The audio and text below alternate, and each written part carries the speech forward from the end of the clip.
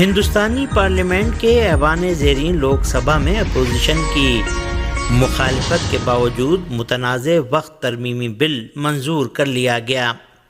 Media ذرائع کے مطابق وقف ترمیمی بل لوک سبھا میں 12 گھنٹے بحث کے بعد آخرکار منظور کر لیا گیا، جس کی حمایت میں 288 اور مخالفت میں 232 ووٹ پڑے۔ وقف ترمیمی بل لوک سبھا میں منظوری کے بعد آج ہی راجیہ سبھا میں پیش ہوگا۔ اپوزیشن پارٹیوں کے رہنماؤں کی جانب سے اس متنازع بل کی بھرپور مخالفت کی گئی، تاہم وہ وقف ترمیمی بل کو روکنے میں کامیاب نہ ہو سکے۔ اپوزیشن لیڈر راہل گاندھی نے وقف ترمیمی بل کی مخالفت کرتے ہوئے کہا کہ وقف ترمیمی بل کا مقصد مسلمانوں کو پسماندہ بنانا اور جائیداد حقوق کو غصب کرنا ہے۔ کانگریس کی رہنما سونیا گاندھی نے کہا کہ وقف ترمیمی بل آئین پر حملہ ہے۔ مودی حکومت ملک کو کھائی میں گھسیٹ رہی ہے۔ رکن پارلیمنٹ اسد الدین اویسی نے لوک سبھا میں وقف بل کی مخالفت کی اور کہا کہ یہ بل آرٹیکل 25 اور 26 کی خلاف ورزی اور مسلمانوں کے ساتھ ناانصافی ہے۔ حکومت اور مسلم تنظیموں کا اندازہ ہے کہ وقف بورڈ کے پاس تقریباً 8,51,535 جائیدادیں اور 9 لاکھ ایکڑ اراضی ہے۔ وزیر اعظم نریندر مودی کی حکومت کے پیش کردہ وقف ترمیمی بل میں مرکزی وقف کونسل اور وقف بورڈ میں غیر مسلم اراکین کو شامل کرنے کی تجویز پیش کی گئی ہے اور اس سے حکومت کو متنازع وقف املاک کی ملکیت کا تعین کرنے کا اختیار مل جائے گا۔ پاکستان انسٹی ٹیوٹ for conflict and security studies PICSS کا کہنا ہے کہ پاکستان میں ایک ماہ کے اندر پہلی بار دہشت گردوں کے حملوں کی تعداد 100 سے تجاوز کر گئی ہے۔ پاکستانی میڈیا کے مطابق PICSS نامی تھنک ٹینکس نے مارچ کے مہینے کے دوران 105 حملوں کی اطلاع دی، جس کے نتیجے میں 228 افراد جاں بحق ہوئے، جن میں 73 سیکورٹی اہلکار، 67 شہری شامل ہیں، جبکہ 88 دہشت گرد بھی مارے گئے۔ مزید برآں 258 افراد زخمی ہوئے، جن میں 129 سیکورٹی اہلکار اور اتنے ہی تعداد میں عام شہری شامل ہیں۔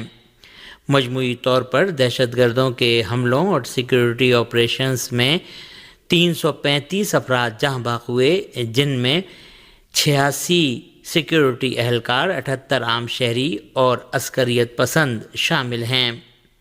مارچ کے مہینے میں 6 خودکش دھماکے ہوئے، جن میں 3 خودکش حملے بلوچستان میں، 2 خیبر پختونخوا کے پیکی میں اور 1 سابقہ فاٹا میں ہوا۔ یہ خودکش حملے حالیہ برسوں میں ایک مہینے میں سب سے زیادہ ہیں۔ ان حملوں کے نتیجے میں 59 افراد جاں بحق ہوئے، جن میں 15 عام شہری، سیکورٹی اہلکار، جبکہ 33 عسکریت پسند بھی ہلاک ہوئے ہیں۔ ان دہشت گردانہ کارروائیوں میں پاکستان کے 2 صوبے بلوچستان اور خیبر پختونخوا سب سے زیادہ متاثر ہونے والے صوبے ہیں۔ یاد رہے کہ جنوری کے بعد گزشتہ ایک دہائی میں یہ پاکستان کی سیکورٹی فورسز کے 2023 کے لیے دوسرا مہلک ترین مہینہ تھا۔ صہیونی فوجی دسیوں بختربند گاڑیوں کے ساتھ شام کے صوبے درعا کے مختلف علاقوں میں داخل ہو گئے ہیں۔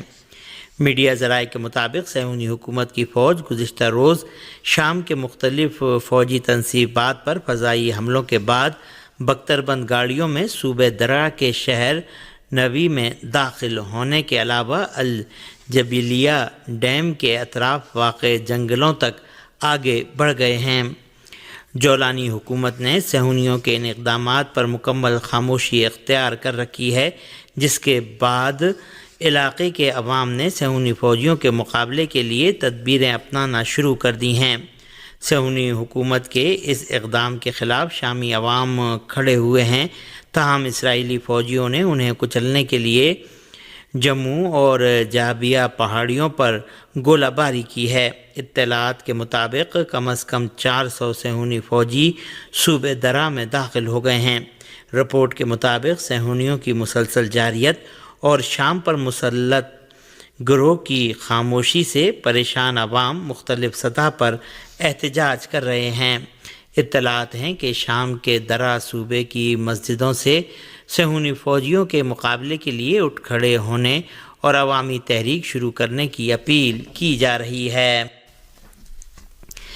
امریکی صدر نے پاکستان اور ہندوستان سمیت 25 ممالک پر ٹیرف لگاتے ہوئے جوابی ٹیرف کے ایگزیکٹو آرڈر پر دستخط کر دیے ہیں، جس پر امریکہ سمیت مختلف ممالک کی طرف سے رد عمل سامنے آ رہا ہے۔ امریکہ نے ٹیرف جنگ کو دنیا بھر میں پھیلاتے ہوئے پاکستان پر 29%، ہندوستان پر 26%، چین پر 34%، یورپی یونین پر 20% ٹیرف عائد کرنے کا اعلان کیا ہے۔ سعودی عرب، قطر اور افغانستان پر بھی 10% ٹیرف عائد ہوگا۔